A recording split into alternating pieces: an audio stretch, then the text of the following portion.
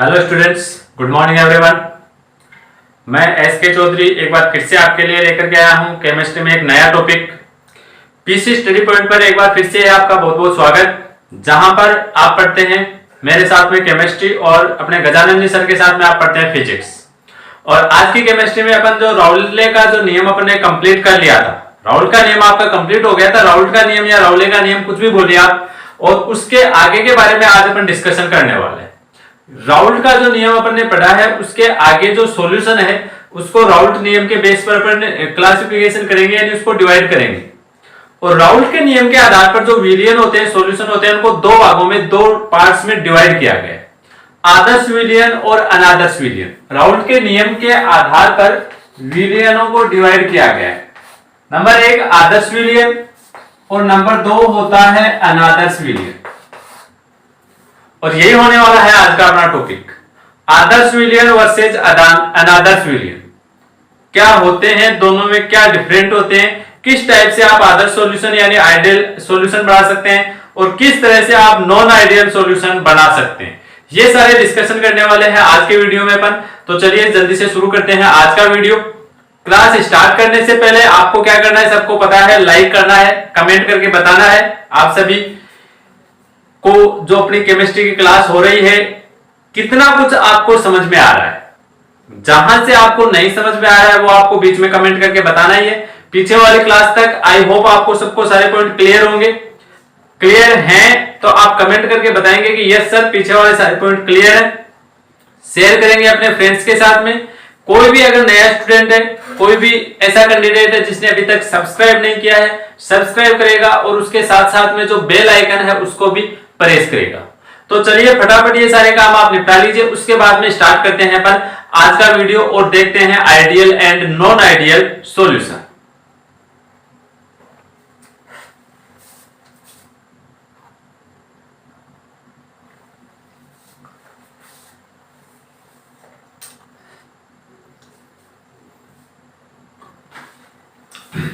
तो देखिए सबसे पहले जो राउल्ट का नियम है उसके बेस पर अपन सॉल्यूशन को डिवाइड करते हैं, बांटते हैं अलग अलग भागों में। आदर्श विलियन और अनादर्श विलियन क्या होते हैं इनके बारे में अपन समझते हैं और साथ साथ में दोनों के साथ में कंपैरिजन भी करते हैं अपन।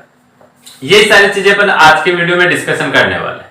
सभी के साथ में शेयर कर दिया होगा, सभी ने लाइक कर दिया होगा। चलिए आगे बढ़ते हैं। देखिएगा जो राउले का नियम था, राउले का नियम आई होप सबको ध्यान में होगा कि किसी भी अवयव का आंशिक वाष्प दाब उस अवयव की मोल अंश के डायरेक्टली प्रोपोर्शनल होता है, यानी समानुपाती होता है।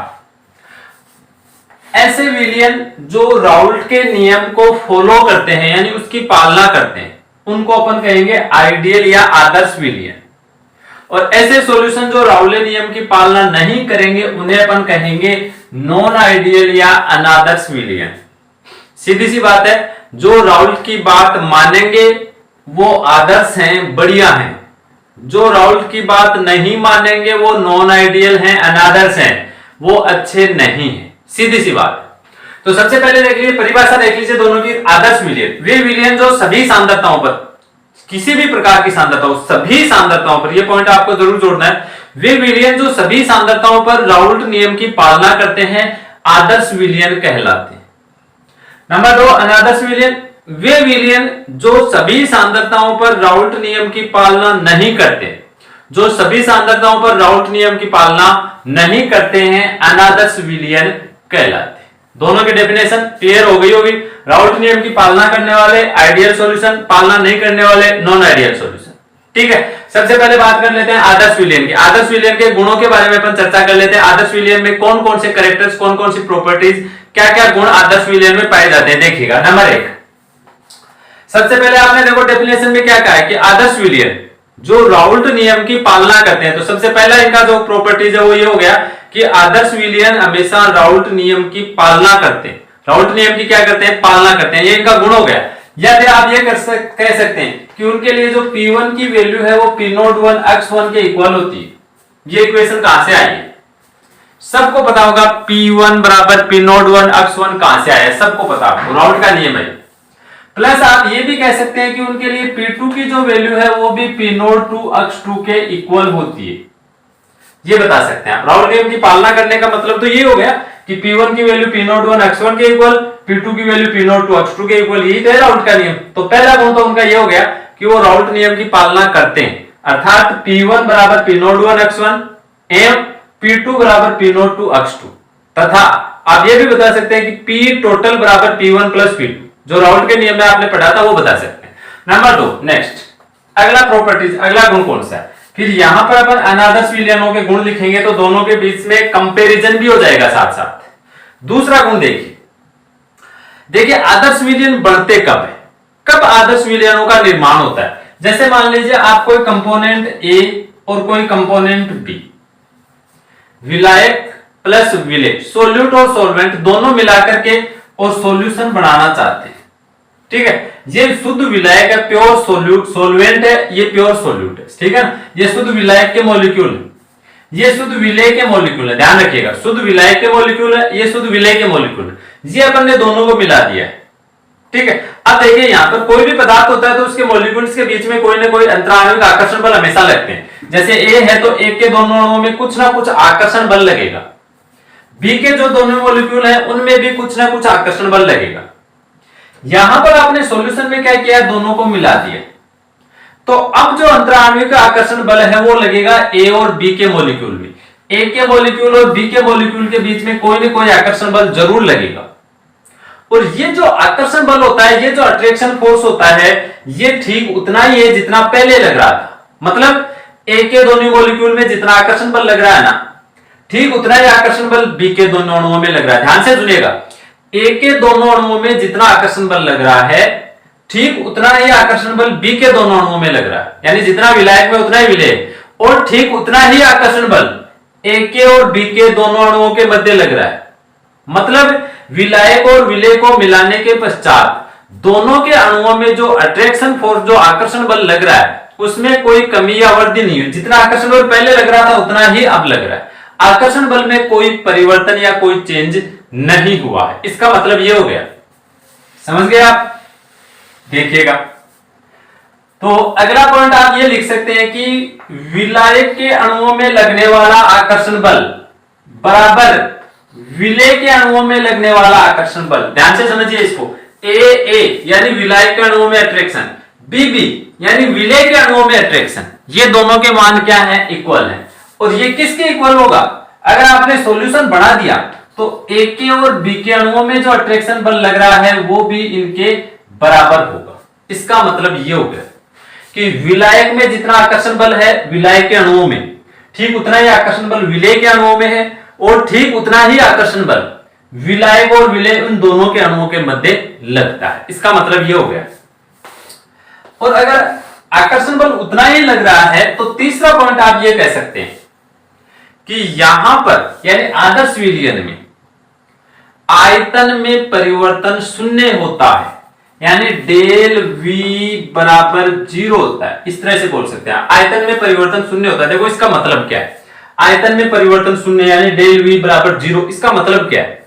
इसका मतलब यह है कि जैसे मान लीजिए आपने 400 ml विलायक लिया और 20 ml विलेय पदार्थ लिया, समझ गए, और दोनों को मिला दिया और यह आपने विलयन बना दिया, ठीक है। एक और बी को 400 ml विलायक है और 20 ml विलेय पदार्थ है और आपने विलयन बना दिया। तो जो विलयन का आयतन है, अगर आपसे मैं पूछूं कि विलयन का आयतन कितना होगा, तो आप कहेंगे कि सर विलयन का आयतन 420 ml होगा। बिल्कुल से करेक्ट आंसर है। लेकिन बट आगे सुनिए, विलयन का आयतन, विलयन का वॉल्यूम, सॉल्यूशन वॉल्यूम 420 ml होगा, लेकिन कभी कभार ये जो वॉल्यूम है, आयतन है, 420 से कम या ज्यादा भी हो सकता है। इससे कम भी हो सकता है और ज्यादा भी अनादर्श विलयनों में होता है। कैसे होता है मैं यहीं पर बता देता हूं आपको, देखिएगा। ये आपने देखो सॉल्यूशन बनाया, ठीक है। अब यहां पर क्या होगा, जैसे ए के मॉलिक्यूल है, बी के मॉलिक्यूल है। अभी आपने आदर्श विलयन में कहा कि जो सारे अट्रैक्शन फोर्स है वो इक्वल है। अनादर्श विलयन में अपन कहेंगे कि अट्रैक्शन फोर्स इक्वल नहीं है, या तो कम लगेंगे या ज्यादा लगेंगे, यानी या तो आकर्षण बढ़ जाएगा या थोड़ा आकर्षण कम हो जाएगा, यानी आप कह सकते हैं कि थोड़ा सा रिपल्सन हो जाएगा। तो ध्यान से देखिए, मान लीजिए ये आपका सॉल्यूशन बन गया और यहां पर इसका लेवल है 420 ml पर, ओके। यहां तक इसका लेवल है 420 ml। अब देखिए ध्यान से, अगर आपने एक और बी को दोनों को मिलाया और मान लीजिए इन दोनों के अणुओं में बहुत ज्यादा अट्रैक्शन हो रहा है, पहले उतना अट्रैक्शन नहीं हो रहा था ए में और बी में, लेकिन दोनों को मिक्सअप करने के पश्चात इन दोनों में जो आकर्षण बल लग रहा था, अट्रैक्शन बल लग रहा था, उसमें ग्रोथ हो गई, यानी ज्यादा प्रबल आकर्षण बल लगने लग गया। तो इसका देखिए मतलब ये होगा, अगर ज्यादा प्रबल आकर्षण बल लग रहा है ना, तो क्या होगा देखो, यहां तक मान लीजिए आपका विलयन भरा हुआ है, तो इसमें देखिए अब होगा ये कि जो सरफेस पर, जैसे ये सरफेस पर जो मॉलिक्यूल है ना, ये मान लो सतह पर कोई विलायक का अणु है, तो कोई विलेय पदार्थ का नीचे अगर दूसरा अणु होगा ना, तो वो क्या करेगा, आकर्षण बल तो प्रबल लग ही रहा है ना, तो वो क्या करेगा, ऊपर वाले अणु को नीचे की ओर प्रबलता से अपनी ओर आकर्षित करेगा। ये विलायक के अणु को ये नीचे की ओर, नीचे कोई विलेय का अणु होगा तो वो विलायक के अणु को नीचे की ओर खींचेगा। ये मान लो कोई विलेय का अणु है, तो इसके नीचे अगर कोई विलायक का अणु होगा तो वो इसको प्रबलता से अपनी ओर आकर्षित करेगा। यानी सतह पर जितने भी विलायक के अणु हैं, उनको विलेय के अणु अपनी ओर खींचेंगे, और जितने भी विलेय के अणु हैं, उनको विलायक के अणु प्रबलता से नीचे की ओर अपनी ओर खींचेंगे। और अगर सारे मॉलिक्यूल को कोई नीचे की तरफ प्रबलता से खींच रहा है, यानी इसका जो लेवल है, इसका जो स्तर है, वो थोड़ा सा क्या हो जाना चाहिए, डाउन हो जाना चाहिए, नीचे आ जाना चाहिए। तो इसका जो स्तर है वो 420 ml यहां तक होना चाहिए था, लेकिन अब मान लो इसका लेवल ये थोड़ा सा डाउन आ गया और इसका जो वॉल्यूम है वो 410 ml हो गया। इसका मतलब आयतन में कमी हुई ना, आपने तो 400 प्लस 20 ml ही मिलाया, वो आयतन 420 ml ही होना चाहिए था, लेकिन यहां पर आयतन हो गया कितना, 410 ml हो गया। तो कम या ज्यादा कैसे हो सकता है, समझ गए होंगे आप। अगर यहां पर प्रतिकर्षण बल लगता है, नीचे वाले मॉलिक्यूल्स हैं वो ऊपर वाले को ऊपर की ओर धकेलते, तो ये स्तर ऊपर उठ जाता और आयतन है वो बढ़ जाता। तो ये अनादर्श विलयनों में इस प्रकार की प्रोसीजर होगी, जो आपने पहले ही समझ ली है कि अगर आकर्षण बल बढ़ेगा तो सारे मॉलिक्यूल एक दूसरे को खींचेंगे अपनी ओर और कम से कम आयतन घेरने का प्रयास करेंगे, और अगर प्रतिकर्षण बल बढ़ेगा तो सारे मॉलिक्यूल एक दूसरे को दूर धकेलने का प्रयास करेंगे और वो ज्यादा दूर में फैलेंगे, यानी ज्यादा आयतन घेरेंगे, यानी आयतन बढ़ जाएगा, आयतन में ग्रोथ हो जाएगी। तो ये पॉइंट आई होप आपको समझ में आ गया होगा, बड़ा ही इंपॉर्टेंट पॉइंट है ये। इसकी सहायता से आप दोनों में है ये समझ सकते हैं कि अनादर सॉल्यूशन है वो क्यों बढ़ते। तो थर्ड पॉइंट हो गया कि डेल वी की वैल्यू 0 होती है, यानी आयतन में अगर आप विलायक और विलेय मिला रहे हो तो आयतन में कोई परिवर्तन नहीं होगा। नेक्स्ट अगला पॉइंट आप ये कह सकते हैं कि डेल एच की वैल्यू भी 0 होगी। डेल एच यानी विलायक विलेय को मिलाएंगे तो एंथैल्पी में भी कोई परिवर्तन नहीं होगा, क्योंकि आयतन में कोई परिवर्तन नहीं है तो एंथैल्पी में भी नहीं होगा। यानी इस पॉइंट का मतलब ये हो गया कि आपने विलायक और विलेय को जब मिलाया है तो वो प्रोसीजर अपन ने पढ़ी थी कि दो प्रकार की हो सकती है, उष्माशोषी या उष्माक्षेपी, एंडोथर्मिक और एक्सोथर्मिक। और यहां पर इसका मतलब यह है कि वो प्रक्रम न तो उष्माशोषी होगा न उष्माक्षेपी, यानी विलायक और विलेय को मिलाने पर न तो उष्मा का अवशोषण होगा और न ही उष्मा का उत्सर्जन होगा। समझ गए, एनर्जी जितनी थी, उष्मा जितनी थी उतनी रहेगी, डेल एच का मान भी कितना रहेगा, 0 रहेगा। तो डेल एच का मान 0 रहेगा, मतलब समझ गए होंगे आप कि जो प्रक्रम है वो न तो उष्माक्षेपी होता है न ही उष्माशोषी होता है। अगला गुण देखिएगा, 3 गुण हो गए, सॉरी 4 गुण हो गए कि राउले नियम की पालना करते हैं, लगने वाले सभी आकर्षण बल बराबर होते हैं, आयतन में कोई परिवर्तन नहीं होता है, एंथैल्पी में कोई परिवर्तन नहीं होता है, सभी गुण जो गुण होते हैं, किसके गुण, विलायक और विलेय के सभी गुण लगभग समान होते हैं। देखो आदर्श विलयन कब बढ़ेंगे, ये सारी चीजें कब अप्लाई होंगी, ये केवल तभी हो सकते हैं जब आप ऐसा विलायक और ऐसे विलेय पदार्थ एक जगह मिलाओ जो दोनों लगभग एक दूसरे के सेम हो। ऐसा विलायक और ऐसे विलेय उनको मिलाकर के विलयन बनाइए जो दोनों एक दूसरे के लगभग सेम ही होने चाहिए, उन दोनों को मिलाओगे तो आदर्श विलयन बनेगा। तो अब आपको इसके एग्जाम्पल बताने हैं, तो उसमें एग्जाम्पल भी अब आप बता सकते हो। ये इनके गुण कंप्लीट हो गए कि लास्ट गुण ये है कि विलायक और विलेय के लगभग सभी गुण समान, सारे गुण नहीं होते, लगभग सभी गुण समान होते हैं, ये बता सकते हैं आप, ठीक है। और उसके बाद में लास्ट में आप इनके बताएंगे एग्जाम्पल।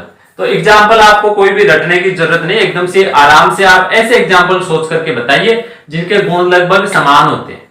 जैसे क्लोरोबेंजीन प्लस ब्रोमोबेंजीन है ना, एकदम नॉर्मल से क्लोरोबेंजीन प्लस ब्रोमोबेंजीन दोनों सेम सेम है, विलायक और विलेय लगभग सेम सेम होने चाहिए, बस वो उदाहरण लिखना आपको। तो ethyl alcohol plus methyl alcohol हो गया ना same same, ethyl alcohol plus methyl alcohol, benzene plus toluene दोनों सेम सेम होते हैं, बेंजीन और टोलुइन। तो ये एग्जांपल बताइए, बेंजीन प्लस टोलुइन, इस तरह के एग्जांपल आप बताइए। यहां पर ऐसा विलायक और विलेय जिनके गुण है वो लगभग क्या होते हैं, समान होते हैं, ऐसे गुण आप यहां पर कोई भी एग्जांपल आप यहां पर बता सकते हैं। तो आप चलिए फटाफट, आपके लिए एक काम छोटा सा आपके लिए क्वेश्चन है, फटाफट कमेंट बॉक्स में चले जाइए, अपना कीपैड ऑन कीजिए। क्वेश्चन आपके लिए क्या है, आदर्श विलयन का कोई एक उदाहरण आप बताइए। अब कोई भी एक उदाहरण आदर्श विलयन का, दोनों पदार्थ विलायक विलेय सेम होना चाहिए, ऐसा कोई एक एग्जांपल आपको कमेंट बॉक्स में टाइप करके बताना है। देखते हैं किस किस के आंसर हैं वो सही आते हैं, क्या आप में से कोई गलती भी करता है क्या। मुझे नहीं लगता वैसे तो आप में से कोई गलती करेगा, लेकिन फिर भी चलिए फटाफट कमेंट बॉक्स में जाइए और सारी चीजें हैं वो समझने के बाद में आप आदर्श विलयन का कोई एक एग्जांपल आपको बताना है कि आदर्श विलयन है कौन से विलायक और विलेय को मिलाने से बनता है।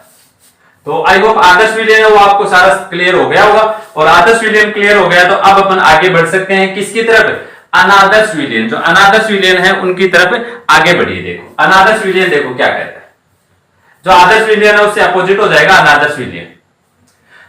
परिभाषा आपने पहले बताई दी थी, अब देखिए गुण बताने, गुणों के साथ साथ अंतर भी हो जाएगा। नंबर 1 पहला गुण, आदर्श विलयन है वो रावले नियम की पालना करते हैं। तो अनादर्श में लिखोगे कि ये रावले नियम की पालना नहीं करते।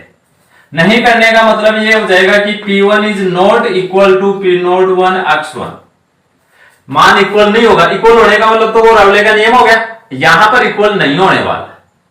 पहला गुण लिखेंगे कि रावले नियम की पालना नहीं करते हैं, अर्थात P1 is not equal to P01 x1, P2 is not equal to, P2 भी इक्वल नहीं होगा P02 x2 के, और P टोटल भी P1 प्लस P2 के इक्वल नहीं होगा।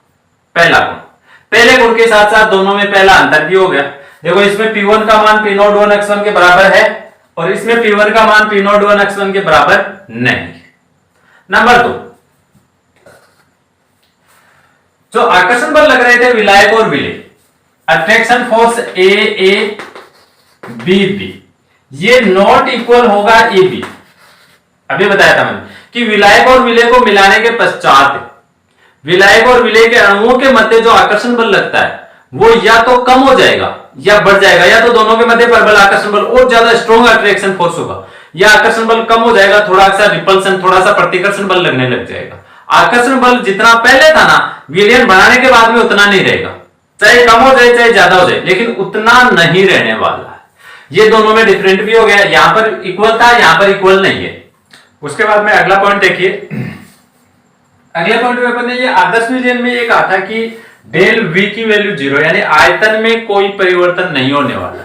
डेल V की वैल्यू 0 थी, लेकिन यहां पर आप ये कहेंगे कि del V is not equal to 0, यानी अनादर्श विलयन के आयतन में परिवर्तन शून्य नहीं होता है। शून्य नहीं होगा, शून्य से कम हो सकता है, ज्यादा हो सकता है, लेकिन शून्य नहीं हो सकता है।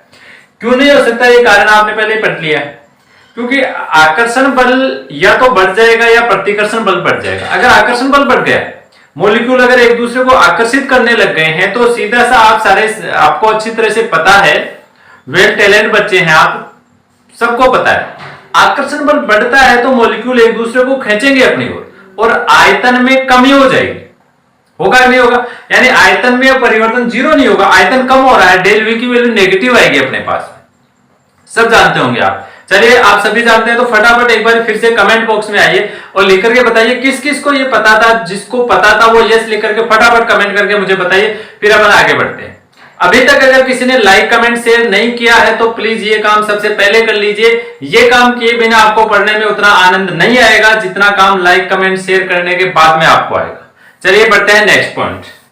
अगला पॉइंट देखो, आदर्श विलयन में आपने कहा था कि डेल एच की वैल्यू 0, यानी प्रोसीजर न तो उष्मा छिपी है और नहीं उष्मा शोषी। अनादर्श विलयन में आप कहेंगे कि del H is not equal to 0, यानी प्रोसीजर या तो उष्मा शोषी होगा या उष्मा छिपी, दोनों में से कोई सा एक होगा। यानी डेल एच की जो वैल्यू पहले 0 थी वो डेल एच की वैल्यू अभी 0 नहीं होने वाली। दोनों में से कोई सा एक प्रोसीजर जरूर होगा, या तो डेल एच की वैल्यू पॉजिटिव आएगी या नेगेटिव आएगी। वो अपन बाद में आगे पढ़ेंगे अनादर्श विलयन में पॉजिटिव या नेगेटिव, वो बाद में पढ़ेंगे। पहले दोनों का कंपैरिजन कर लेते हैं, प्लस अनादर्श विलयन के गुण भी पढ़ लेते हैं। तो देखो अनादर्श विलयन के 4 गुण हो गए, पालना नहीं करते हैं, आकर्षण बल बराबर नहीं होता है, डेल V जीरो नहीं होता है, डेल H जीरो नहीं होता है। और लास्ट में आप ये लिख देंगे आदर्श विलयन में लिखा था उसके अपोजिट। आदर्श विलयन में आपने कहा था कि विलायक और विलेय पदार्थों के गुण लगभग समान होते हैं। यहां आप कहेंगे कि विलायक और विलेय पदार्थों के गुण समान नहीं होते, जो गुण होते हैं ये समान नहीं होते, गुण समान नहीं होते, ये बताएंगे आप यहां, यानी बिल्कुल जस्ट इसका अपोजिट बताना है। एग्जाम्पल अभी एक बार नहीं करेंगे अपन, देखो अभी मैं बताऊंगा आपको एग्जाम्पल कब करने हैं, आपको कैसे बताने हैं। पहले आप ये चीजें एक बार फिर से देख लीजिए, आदर्श और अनादर्श विलयन दोनों के गुण भी हो गए हैं, प्लस दोनों में डिवाइडेशन दोनों में डिफरेंट भी हो गया, तुलना हो गई है आदर्श विलयनों की और अनादर्श विलयनों की। तो आई होप यहां तक आपको समझ में आ गया होगा, इसमें यहां तक आपको कोई प्रॉब्लम नहीं होगी। अगर कोई प्रॉब्लम है तो कमेंट बॉक्स आपके लिए बना हुआ है, फटाफट कमेंट बॉक्स में जाइए, आपका क्वेश्चन टाइप कीजिए और जल्दी आपको उसका आंसर रिप्लाई कर दिया जाएगा। चले आगे, आनंद आ रहा है सबको? आई होप पढ़ने अगर मन लगा करके पढ़ोगे तो मजा आएगा पढ़ने का, और आई होप आपको सबको पढ़ने का आनंद, देखो पढ़ने का मजा लीजिए, लुत्फ उठाइए।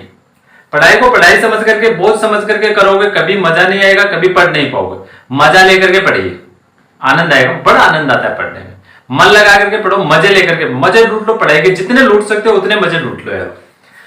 उसके बाद में देखिए ये जो अनादर्श विलयन आपने पढ़ा है, इसको अपन फिर से दो भागों में डिवाइड करने वाले। देखो अभी आपने क्या कहा कि P1 की वैल्यू है वो P01 x1 के इक्वल नहीं होगी, तो फिर कितनी होगी भाई? बराबर नहीं होगी तो उससे कम होगी, ज्यादा होगी। डेल V की वैल्यू जीरो नहीं होगी तो जीरो से कम होगी, ज्यादा होगी। डेल H की वैल्यू जीरो नहीं होगी तो कम होगी या ज्यादा होगी। तो आपके पास में डबल डबल ऑप्शन है कि कम होगी या ज्यादा होगी। तो आदर्श विलयन है ये फिर से दो प्रकार के हो जाएंगे, दो प्रकार के होते हैं। आदर्श व्यवहार से धनात्मक विचलन दर्शाने वाले विलयन और आदर्श व्यवहार से ऋणात्मक विचलन दर्शाने वाले विलयन, और इनके एग्जाम्पल है वो वहां पर अपन पढ़ेंगे जब इसका अपन फिर से डिवाइडेशन करेंगे।